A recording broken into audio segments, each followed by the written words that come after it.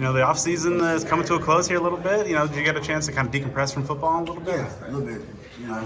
When the season ends, you kind of want to get far from the football. Hit that reset button. But you're in a good place now. You got that itch to get to Tuesday, so we're ready to get started. So it's a full season of being an assistant coach under your belt now. When you kind of have some separation and look back a little bit, we learned some kind of the big things and lessons and takeaways that you had from that experience. Yeah, a lot of growth. Experience is really the best teacher. I just been blessed to have, Dwayne Walker be my senior analyst, and having Marvin Lewis with me this past year. It's really, kind of helped me get my train on the tracks, if that makes sense. So going into year 2, I got a lot of focus on, where areas that I need to grow in, what areas that I can focus on, what areas that can help the players from a teaching standpoint, from a progression standpoint. So I just feel overall I got a way better grasp of not only the system, but how to orchestrate, how to structure meetings and stuff like that. So I'm excited to, start year 2 in this system. Bryan Carrington of today were to, give advice to yourself 1 year ago before heading in. What would that wisdom be? The wisdom is, it's just time. Really just put the time in. Just put a lot of time in. A lot of times from a recruiter to transition into a coach, it's a lot of stuff that you got to kind of put behind you, and that zealous recruiting ability, you got to kind of compartmentalize the recruiting aspect of yourself and kind of give a majority of your time towards the coaching aspect of things. So gradually over time, I just kind of fell back in love with the sport, if that makes sense, from a recruiting and marketing standpoint, which I feel like I still have strong suits in, but more so being in love with the coaching side, product development, being on the assembly line, having hands-on, the coaching, the teaching, how guys learn differently, stuff like that is just, is something I'm more zealous to, have those opportunities moving forward. How do you find that balance? Obviously we're coming in with a reputation as an ace recruiter and, maintaining that the chops out there, as well as continuing to elevate your role as a coach. I just feel like it's a lot of stuff from a coaching aspect that I need to learn,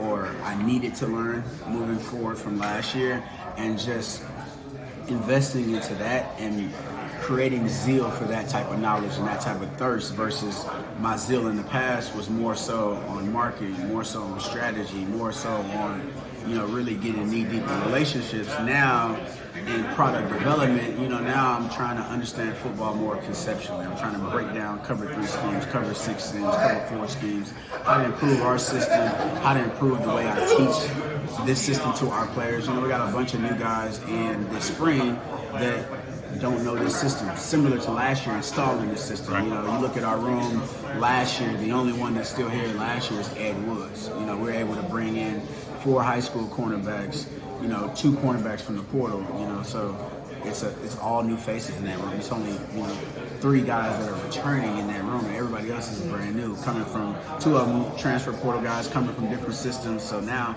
teaching those guys our system is something I'm just so excited to really start that process.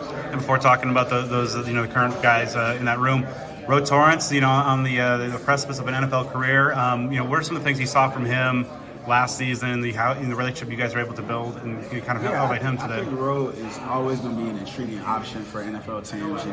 Shout out to Pro Day, 6'3", 208 pounds. There's not a lot of guys that have that rare length, to play the position. So I feel like that's something that will automatically get him coveted by NFL teams. And as he starts this NFL journey, it's about staying in the NFL. Everybody preaches NFL means not for long. Now that you have a ticket, to the next level, you'll get a helmet, you'll be in somebody's training camp. Staying in the league is most important. So to recap a college career, and you end up, any kid in high school right now would say, if I go and I have a decent college career, I'll be at the combine. So just being at a combine from a junior college prospect to getting an opportunity in college is such a great achievement. So the opportunity is there for him. I'm excited to see what he does in the future from an NFL standpoint. You mentioned Ed Woods, obviously a guy who kind of really seemed to blossom down the back half of last year. Keith Abney's a guy who seemed to really kind of embrace role and had a nice pick near the end of the season. Just kind of the returning group of corners. We're talking about the new guys.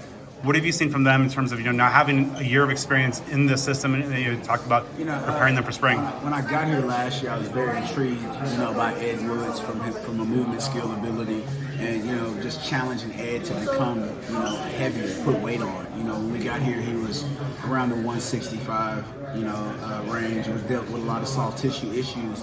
Now Ed's up to 180, 185, and it's a different caliber of athlete. And I always preach to those guys: the best ability is availability. So, Ed Woods, who I feel had a really strong season. I feel like he finished top on our team PFF grade for the entire season. But I feel like he's taking that next step. And now going from a position to where you got to be a leader of the room, and the system, and you've played at a high level to where peers in the room respect you from a player standpoint. It's just taking that next step, becoming a leader. And I feel like he's definitely a guy that's going to have an opportunity to play this game at the next level. And then some of the new guys, Terrence has obviously coming over, playing in the SEC for a while, a former top 200 recruit, I believe. Javen Robinson's a guy who has a familiarity with this game. What do you think, just in kind of without seeing them yet on the practice field, but just, what they've been able to bring early on? Yeah, I feel like those are guys that are experienced guys that have played college football and been in the college football system, whether we're talking about Terrence Welch coming from LSU or Javen Robinson coming from Washington State. He's obviously a very smart kid.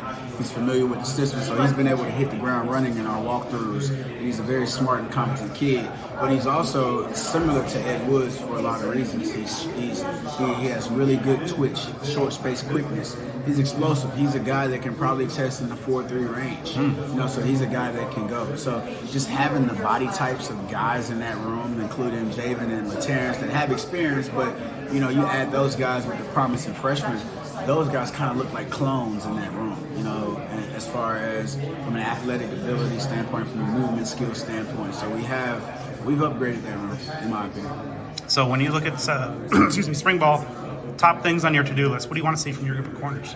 I want us to play fast. I want us to play physical, and I want us to be able to take a picture of the offense and just have a better ability to anticipate what the offense is going to give us. If we're in condensed sets, get a little bit more width. Understand that when the offense is getting condensed sets, they want to widen you. So just teaching within, whether we're playing cover 3, whether we're playing cover 4, whether we're playing cover 3, just those pre-snap alignments, because a lot of times last year we kind of beat ourselves pre-snap. And I feel like me and Coach Ward have been harping on alignment, assignment, key read technique, and really just alignment alone. So as we go through walkthroughs this spring, being a second year in the scheme, you can kind of see a lot of guys kind of adapting to the scheme, understanding the scheme conceptually better, and it's just really trying to iron out those details from an alignment standpoint, because once we are able to align to whatever the offense